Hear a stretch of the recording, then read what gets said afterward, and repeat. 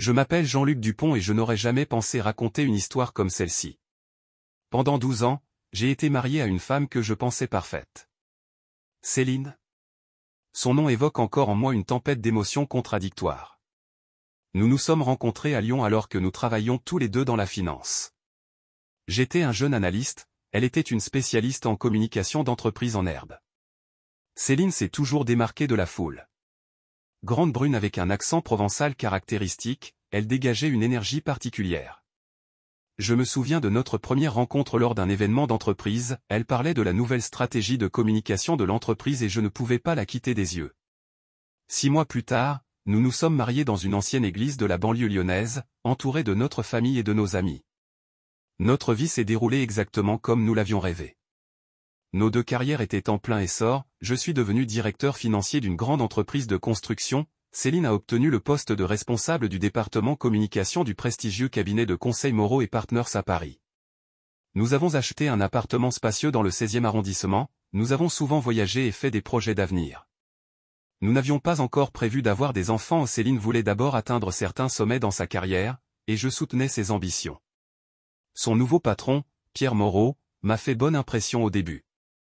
Un homme distingué d'une 50aine d'années, aux manières impeccables et à la réputation de leader brillant. Il nous invitait souvent à des événements d'entreprise, montrait un réel intérêt pour mon travail et me conseillait sur des questions financières. Maintenant, je réalise que c'était un jeu parfaitement joué. Durant ses 3 premières années chez Moreau & Partners, Céline rayonnait littéralement de bonheur. Elle a travaillé sur de grands projets, s'est rendue à des conférences internationales et a reçu des prix pour des campagnes réussies. Sa journée de travail durait souvent jusqu'à tard dans la soirée, mais je le comprenais, j'étais moi-même souvent resté tard au bureau. Les voyages d'affaires devenaient de plus en plus fréquents à Londres, Francfort, Milan. J'étais fier des succès de ma femme et me réjouissais de son évolution professionnelle. Peu à peu, quelque chose a commencé à changer. Au début, c'était des détails à peine perceptibles, de nouveaux bijoux que je n'offrais pas, des cosmétiques plus chers que d'habitude, un soin particulier dans le choix de ma garde-robe pour le travail. Céline a commencé à passer plus de temps à la salle de sport et a complètement mis à jour son style. Je dois être à la hauteur de ma position, a-t-elle répondu à mes questions. Une explication logique, n'est-ce pas? Nos soirées ensemble devenaient de plus en plus rares. Céline était souvent en retard aux réunions urgentes, aux dîners d'entreprise et aux réunions avec les clients. À son retour à la maison, elle sentait une odeur de parfum masculin coûteux, c'est le nouveau parfum de bureau de Tom Ford, disait-elle avec désinvolture. J'ai cru. Ou je voulais y croire. À l'époque, j'étais trop occupé avec mes propres projets pour remarquer l'évidence. Nous avons continué à mener une vie sociale, à organiser des réceptions pour des amis et des collègues et à partir en vacances. De l'extérieur, tout semblait parfait, un couple à succès qui avait construit une carrière à Paris, vivant une vie dont beaucoup ne peuvent que rêver. Maintenant, en regardant en arrière, je vois tous les signes que j'ai ignorés. De longues conversations téléphoniques qui ont été interrompues dès mon entrée dans la pièce. Nouveaux mots de passe sur le téléphone. Des réunions de travail dont elle a oublié de parler. Les regards étranges que Céline et Pierre échangeaient lors d'événements d'entreprise. Mais j'ai continué à croire en notre mariage parfait, en notre histoire d'amour spéciale. Comme j'avais tort. Tout a commencé un soir ordinaire de janvier. Céline a dit qu'elle serait en retard au travail, une autre réunion pour préparer le rapport annuel. Rien d'inhabituel pour un début d'année. J'ai décidé de lui faire une surprise et de préparer le dîner pour son retour. À 10h du soir, je l'ai appelée pour savoir quand elle serait libre, mais le téléphone était éteint. J'ai composé le numéro du bureau et on m'a dit que toutes les réunions étaient terminées depuis 2 heures. Ce fut le premier moment où de vagues soupçons prirent forme en une pensée claire. J'ai ouvert mon ordinateur portable et vérifié la géolocalisation de son iPhone, une fonctionnalité que nous utilisions depuis le début de notre mariage pour des raisons de sécurité. Le marqueur montrait l'hôtel à la mode le Bristol Paris. Peut-être qu'il y a une réunion d'affaires là-bas, essayai-je de me rassurer, mais le ver du doute avait déjà commencé son travail. Céline revint à minuit, sentant le vin et ce même parfum d'homme. Lorsque je lui ai demandé où elle se trouvait, elle m'a répondu que la réunion avait été déplacée dans un restaurant en raison de négociations prolongées avec un client important. J'ai fait semblant d'y croire, mais le lendemain matin, j'ai commencé à recueillir des informations. La première chose que j'ai faite a été d'analyser son calendrier de travail où elle le gardait toujours ouvert sur notre ordinateur personnel. Au cours des 3 derniers mois, le nombre de réunions externes et de dîners de travail a triplé. Il est à noter que la plupart d'entre eux ont été planifiés avec Pierre Moreau ou à son initiative. Au cours des semaines suivantes, j'ai noté méthodiquement chaque incohérence dans ses récits. Un voyage d'affaires à Lyon, où elle aurait séjourné à l'hôtel Carlton, j'ai appelé là-bas sous prétexte de clarifier les détails de sa réservation, et il s'est avéré qu'elle ne s'était pas inscrite. Dîner d'affaires avec des clients allemands, j'ai entendu son collègue parler de l'annulation de la réunion une semaine auparavant. L'incident autour de son anniversaire était particulièrement révélateur. J'avais prévu une surprise, un dîner romantique à la Tour d'Argent, où nous avons célébré nos fiançailles. J'ai appelé son assistante pour vérifier le planning et j'ai entendu que Céline avait pris un jour de congé et s'était envolée avec Pierre pour Nice pour des négociations urgentes. À ce moment-là, elle était sûre que j'étais en voyage d'affaires à Bruxelles. J'ai commencé à remarquer des changements dans son comportement à la maison. Céline devenait plus irritable et trouvait souvent à redire sur des petites choses. Notre vie sexuelle autrefois active était pratiquement réduite à néant, elle était toujours trop fatiguée ou pas d'humeur. Parallèlement, je retrouvais régulièrement des reçus de magasins de lingerie onéreux. Elle ne laisse plus jamais son téléphone sans surveillance désormais. Un matin, alors qu'elle était sous la douche, un message est arrivé. L'écran s'est allumé et j'ai vu le début du texte de « PM, la nuit dernière, c'était ». Je n'ai pas reconnu le reste, le téléphone était verrouillé. Mais les initiales parlaient d'elles-mêmes, Pierre Moreau. J'ai commencé à suivre les réseaux sociaux de l'entreprise. Sur les photos d'entreprise, Céline et Pierre étaient toujours représentés côte à côte. Leurs regards, leurs caresses désinvoltes, la façon dont ils se penchaient l'un vers l'autre pendant qu'ils parlaient, tout cela prenait désormais un nouveau sens. Dans l'une des vidéos de l'événement caritatif, j'ai remarqué que sa main s'attardait trop longtemps sur sa taille pendant la danse. Les collègues ont également commencé à le laisser échapper. Lors d'un des dîners communs avec les associés de la société, la femme d'un des directeurs, ayant pas mal bu, m'a demandé ce que je pensais du fait que ma femme passait autant de temps avec Pierre. C'est tout simplement une équipe formidable, ai-je répondu en gardant mon sang-froid. Oui, surtout sur la Côte d'Azur, rigolatait-elle, mais se tut rapidement sous le regard sévère de son mari. J'ai commencé à tenir un journal d'observation, enregistrant chaque détail, chaque incohérence. Date, heure et lieux enregistrés. Reçus collectés, photographies et captures d'écran de géolocalisation. Une partie de moi espérait encore trouver une explication rationnelle à tout cela, mais les preuves devenaient de plus en plus irréfutables. Au cours de 3 mois d'observation, l'image est devenue extrêmement claire. Céline passait au moins 2 soirées par semaine avec Pierre. Ils se rencontraient dans des hôtels, chez lui en banlieue parisienne, et partaient ensemble en voyage d'affaires. Tout était planifié dans les moindres détails, ils n'apparaissaient jamais ensemble dans des lieux publics, sauf pour des événements professionnels, et avaient toujours une explication plausible pour leur rencontre. Je me sentais complètement idiot. Alors que j'étais fier des succès de ma femme et me réjouissais de sa progression professionnelle, elle construisait une vie parallèle avec un autre homme. Un homme que je considérais, sinon comme un ami, du moins comme un collègue respecté. Ils ont tous les deux ri dans mon dos, appréciant leur liaison parfaitement orchestrée. Maintenant, je devais décider comment procéder. J'aurais pu créer un scandale, entamer une procédure de divorce, ruiner leur carrière en rendant tout public.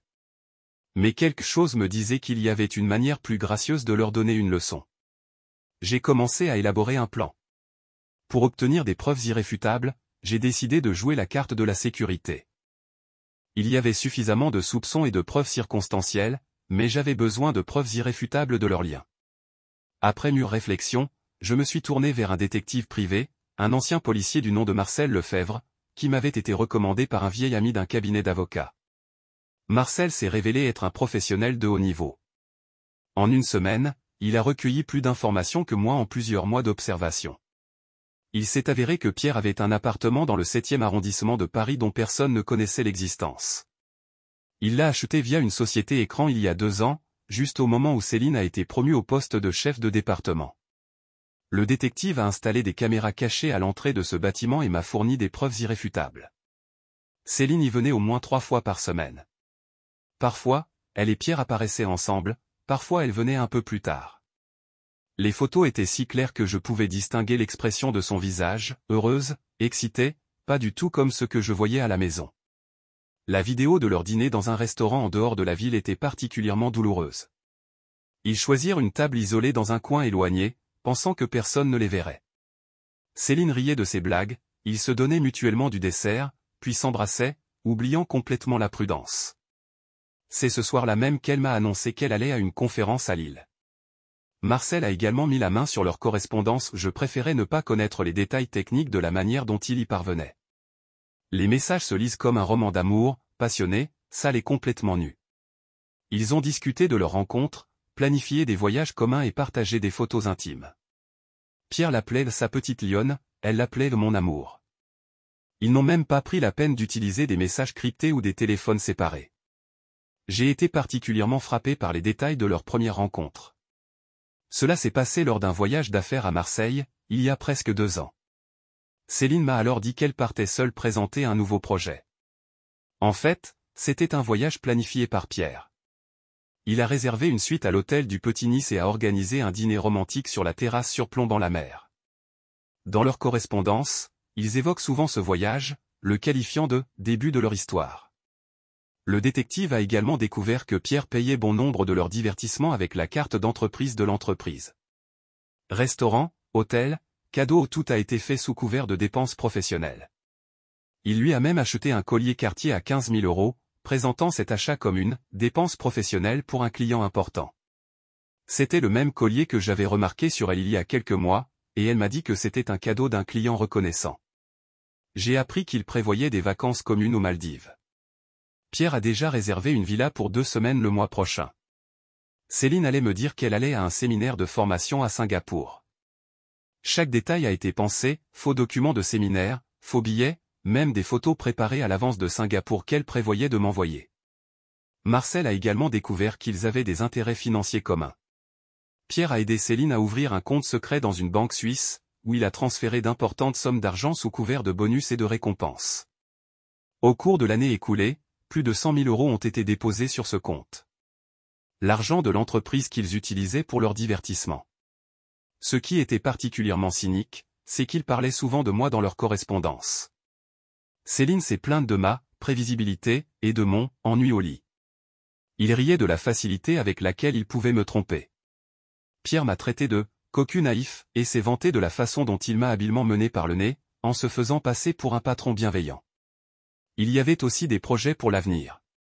1 an plus tard, alors que Pierre devait être promu directeur régional, il planifiait son divorce avec moi.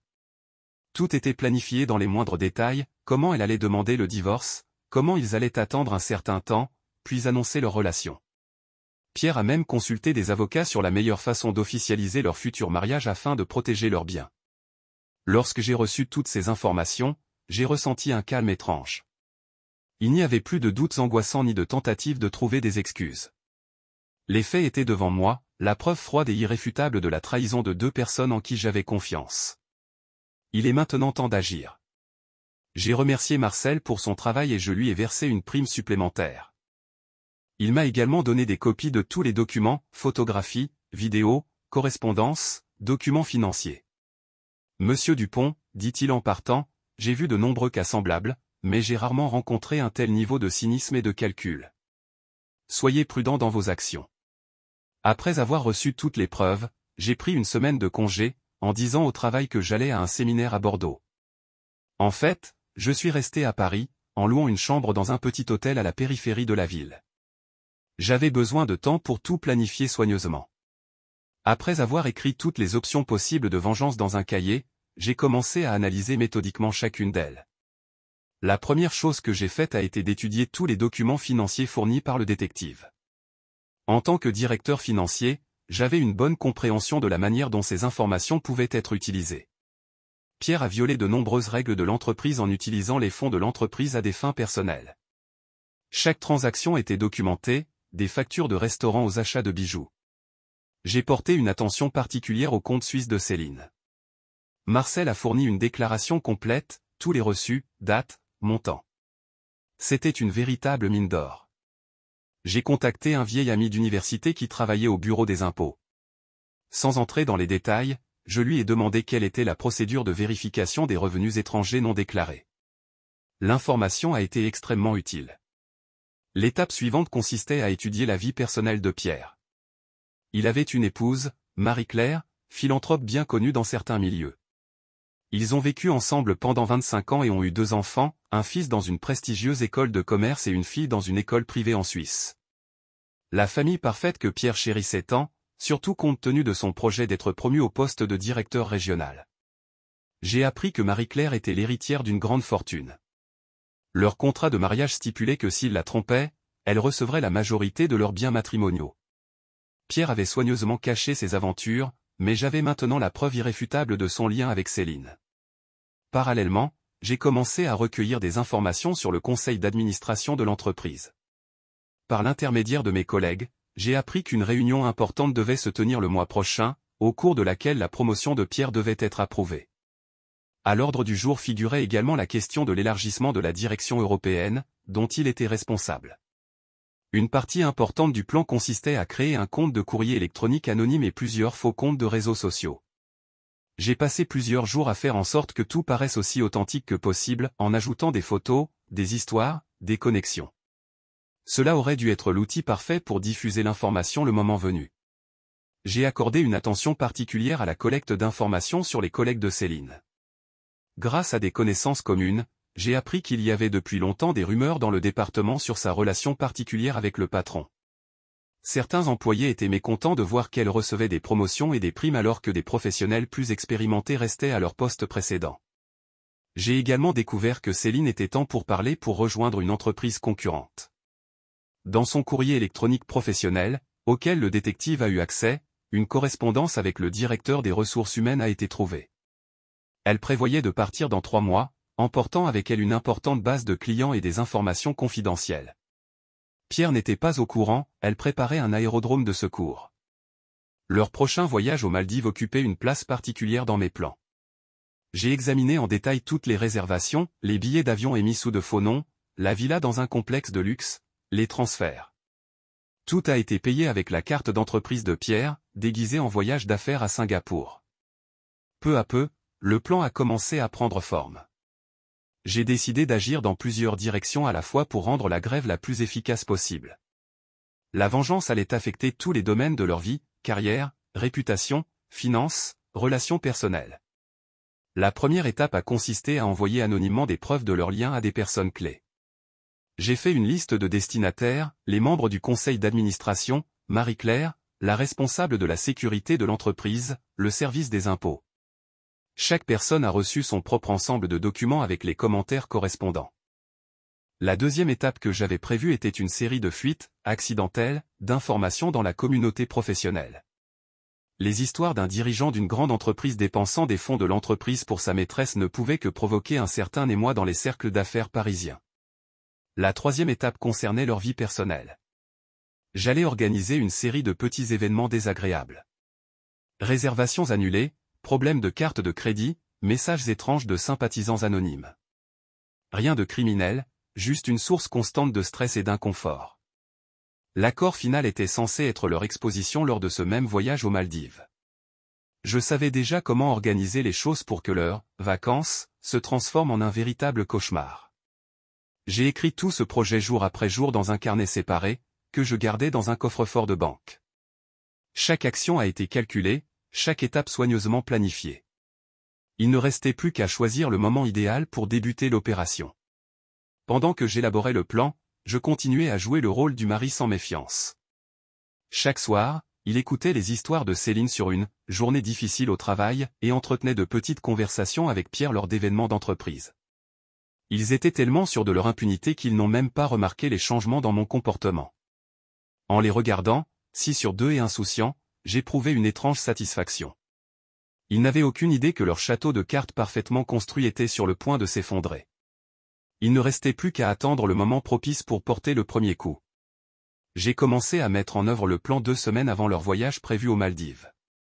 La première étape a consisté à envoyer anonymement des documents aux membres du conseil. Chaque enveloppe contenait un compte rendu détaillé des manigances financières de Pierre, copie de factures, relevé de cartes d'entreprise, preuve de l'utilisation de fonds de l'entreprise à des fins personnelles. Un accent particulier a été mis sur le prochain voyage d'affaires à Singapour. La réaction a été immédiate. Le lendemain, l'entreprise a commencé un audit interne. Pierre avait l'air inquiet, mais essayait de garder l'apparence de contrôler la situation. Au travail, Céline a appris que tous les voyages d'affaires étaient temporairement suspendus, ce fut le premier coup porté à leur plan. L'étape suivante fut une rencontre, fortuite, avec Marie-Claire lors d'un événement caritatif. J'ai spécifiquement acheté un billet sachant qu'elle serait là. Après quelques verres de champagne, c'est elle-même qui entame une conversation sur le travail de Pierre. J'ai mentionné, négligemment, ses fréquentes réunions d'affaires avec ma femme et les cadeaux qu'il offre à ses employés. La graine du doute a été semée. 3 jours plus tard, Marie-Claire reçoit une lettre anonyme avec toutes les photographies et la correspondance. J'ai spécifiquement sélectionné les documents les plus explicites, y compris leurs photos communes prises dans des hôtels et leur correspondance intime. À la lettre étaient jointes des informations détaillées sur l'appartement secret de Pierre et ses manigances financières. L'effet a dépassé toutes les attentes. Marie-Claire a créé un énorme scandale en expulsant Pierre de leur hôtel particulier en banlieue parisienne. Elle a immédiatement contacté ses avocats et a entamé une procédure de divorce, exigeant sa part de biens conformément au contrat prénuptial. Parallèlement, j'organisais une fuite d'informations vers les milieux d'affaires parisiens. Des publications anonymes dans des communautés professionnelles, des allusions dans des conversations avec des journalistes, des courriels envoyés, par accident. L'histoire d'un dirigeant d'une grande entreprise dépensant l'argent de l'entreprise pour sa maîtresse est rapidement devenue le principal sujet de discussion dans le monde des affaires. Céline ne se rendait pas compte de l'ampleur de ce qui se passait. Elle remarqua le comportement étrange de ses collègues et l'attention de Pierre, mais attribua tout cela à des problèmes de travail ordinaires. Sa seule inquiétude était que leur voyage aux Maldives soit compromis. L'étape suivante a été une plainte anonyme auprès du service des impôts. J'ai fourni toutes les informations sur les revenus non déclarés de Céline, son compte suisse et ses transactions suspectes. Les autorités fiscales ont ouvert une enquête, gelant tous ses comptes, y compris le compte secret suisse. À la fin de la première semaine de mon opération, la position de Pierre dans l'entreprise est devenue critique. L'audit interne a révélé de nombreuses violations et le conseil d'administration a exigé des explications. Sa promotion a été reportée sine die. Marie-Claire, par l'intermédiaire de ses proches influents, entreprend une campagne pour discréditer son mari dans les milieux d'affaires. Pendant ce temps, je m'occupais de leur vie personnelle. Ils ont annulé toutes leurs réservations d'hôtels secrètes en utilisant les informations obtenues auprès du détective. Cela a créé une série de petits désagréments, problèmes de carte de crédit, commandes de restaurants annulées, appels étranges au milieu de la nuit. J'ai porté une attention particulière à l'environnement de travail de Céline. Elle a informé anonymement ses concurrents au sein de l'entreprise du transfert à venir vers des concurrents. Cela a déclenché une vague d'enquêtes internes et de dénonciations. Les collègues qui enviaient depuis longtemps son succès ont eu l'occasion de régler leurs comptes. 3 jours avant le voyage prévu aux Maldives, j'ai porté le coup final. Il a envoyé un ensemble complet de documents au service de sécurité de l'entreprise, y compris des preuves que Céline allait voler des informations confidentielles lors de son passage chez des concurrents. Le même jour, elle a été suspendue de son travail jusqu'à ce que les circonstances soient éclaircies. Pierre, essayant de sauver sa réputation et son mariage, a complètement renié Céline. Lors d'une réunion d'urgence, il a déclaré qu'elle l'avait manipulé, fait chanter et extorqué de l'argent. Cette version, bien sûr, n'a pas sauvé sa carrière. Une semaine plus tard, il a été contraint de démissionner, mais elle a contribué à adoucir quelque peu les termes du divorce avec Marie-Claire. Céline s'est retrouvée dans un isolement complet. Sa carrière a été ruinée, sa réputation détruite, ses comptes gelés. Les collègues se sont détournés, la communauté professionnelle a fermé toutes les portes devant elle. Même Pierre, qu'elle considérait comme son principal soutien, la trahissait au premier signe de trouble. Pendant tout ce temps, je suis resté complètement calme et imperturbable.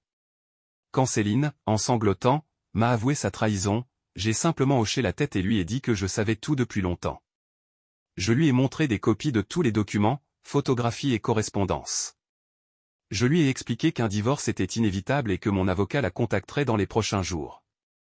La touche finale a été la publication dans un magazine économique d'un article sur la corruption dans les grandes entreprises, où l'histoire de Pierre et Céline était présentée comme un exemple illustratif. Pas de nom, mais avec suffisamment de détails reconnaissables. Leur histoire est désormais devenue un sujet de discussion dans toute la communauté d'affaires parisienne. La vengeance était complète. Je n'éprouvais ni joie ni satisfaction, seulement la froide constatation que justice avait été rendue. Leur trahison a reçu une juste rétribution, et j'ai pu commencer un nouveau chapitre de ma vie. Un an s'est écoulé depuis ma vengeance. Pendant ce temps, la vie de chacun des participants de cette histoire a radicalement changé. J'ai suivi l'évolution de la situation de l'extérieur, recevant périodiquement des informations par l'intermédiaire de mes connaissances et de mes contacts professionnels. Céline a vécu un effondrement complet de sa carrière. Après avoir été renvoyée de Moreau & Partners, elle n'a pas pu trouver d'emploi dans les grandes entreprises parisiennes, sa réputation a été désespérément endommagée. L'histoire du vol d'informations confidentielles et une tentative de changement de direction ont fait d'elle une persona non grata dans le milieu des affaires. Le Bureau des impôts a conclu son enquête en imposant une amende importante pour revenus non déclarés et fraude fiscale. La dernière fois que je l'ai vue, c'était il y a 6 mois, elle travaillait comme manager dans une petite agence de publicité en banlieue parisienne. Il ne restait plus aucune trace de son ancienne confiance et de son élégance. Céline avait perdu beaucoup de poids et paraissait épuisée et plus âgée. Notre divorce s'est déroulé rapidement et sans scandales inutiles, elle a accepté toutes mes conditions, réalisant que je pouvais lui rendre la vie encore pire. Pierre Moreau subit une chute encore plus dramatique. Après sa retraite forcée, il a tenté de sauver au moins une partie de sa fortune et de sa réputation, mais sans succès. Marie-Claire, appuyée par sa famille influente, mène une brillante campagne pour le discréditer. Au terme du contrat prénuptial, elle a reçu la plupart de leurs biens communs, dont un manoir en banlieue et une villa sur la Côte d'Azur. Une enquête sur les fraudes financières commises par Pierre au sein de l'entreprise a révélé tout un système d'abus. Il s'est avéré que la liaison avec Céline n'était pas le seul cas d'utilisation de fonds d'entreprise à des fins personnelles. Le conseil d'administration a intenté une action en justice pour obtenir des dommages et intérêts. Dans le même temps, les contrôles des autorités fiscales et de la police financière ont commencé. Le fils de Pierre a été contraint de quitter une prestigieuse école de commerce, la famille ne pouvait plus payer ses études.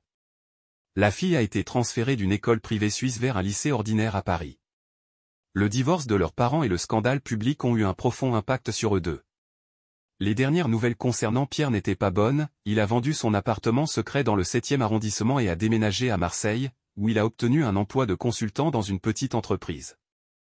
Ses projets ambitieux pour le poste de directeur régional appartiennent désormais au passé.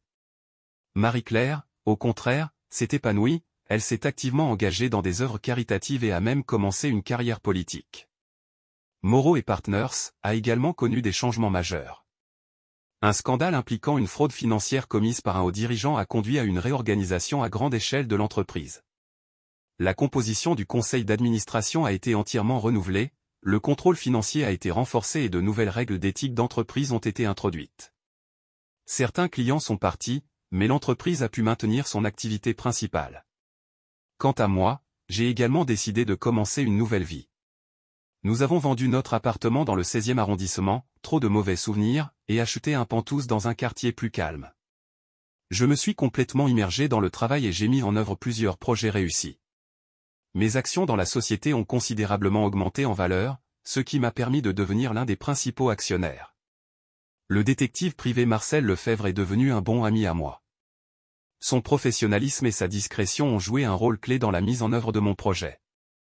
Nous nous retrouvons désormais parfois pour dîner, discutant de nouvelles histoires de trahison et d'infidélité dans la haute société parisienne. L'histoire de notre vengeance est devenue une sorte de légende dans les cercles d'affaires. Il parle d'elle à voix basse, sans citer de nom, mais tout le monde connaît les détails. Ceci est devenu un avertissement pour ceux qui pensent pouvoir trahir et tromper en toute impunité. Certains collègues se sont même tournés vers moi pour obtenir des conseils lorsqu'ils se sont retrouvés dans une situation similaire. Je ne ressens ni regret ni satisfaction de ma vengeance. Il s'agissait simplement d'un rétablissement de la justice, d'une réponse froide et calculatrice à la trahison. Céline et Pierre ont payé un prix élevé pour leur liaison, mais ils ont fixé ce prix pour eux-mêmes, en choisissant la voie du mensonge et de la tromperie. La vie personnelle s'améliore progressivement. J'ai commencé à sortir avec Claire, la directrice artistique d'une galerie d'art contemporain. Elle connaît mon histoire et comprend pourquoi je suis devenue plus prudente et méfiante. Nous avançons lentement, sans précipiter les choses. Peut-être qu'un jour je pourrai à nouveau faire entièrement confiance à une personne. Cette histoire m'a beaucoup appris. J'ai réalisé que chaque trahison est suivie d'un châtiment, qu'on ne peut pas construire le bonheur sur des mensonges et des manipulations. Mais l'essentiel est que j'ai compris que la vengeance n'apporte pas de satisfaction. Cela ne guérit pas les blessures et ne restaure pas la confiance perdue. Elle rétablit simplement l'équilibre dans un monde où chaque action a ses conséquences. Parfois, je me demande ce qui serait arrivé si Céline et Pierre avaient simplement avoué leurs sentiments, divorcé de leur conjoint et commencé une relation honnête. Peut-être que leur histoire aurait tourné différemment. Mais ils ont choisi la voie de la tromperie, et ce choix a déterminé leur destin. Maintenant, en y repensant, je me rends compte que ma vengeance n'était pas tant une punition pour eux qu'une leçon pour les autres. Elle a montré que dans un monde où tout semble corrompu et cynique, la trahison et la tromperie ont toujours des conséquences. Et parfois, ces conséquences s'avèrent bien plus graves qu'on pourrait le penser. J'ai fermé ce chapitre de ma vie. Je ne suis plus spécifiquement le destin de Céline et Pierre, je ne ressens pas le besoin de savoir comment se déroule leur vie. J'ai de nouveaux objectifs, de nouveaux projets, de nouvelles relations. Mais je n'oublierai jamais cette leçon et les conclusions que j'ai tirées de cette histoire. Peut-être que quelqu'un dira que ma vengeance était trop cruelle, que j'ai ruiné la vie des gens. Mais je crois que chacun de nous choisit son propre chemin et doit être préparé aux conséquences de nos décisions. Céline et Pierre ont fait leur choix, j'ai fait le mien. Désormais, chacun vit avec les conséquences de ce choix.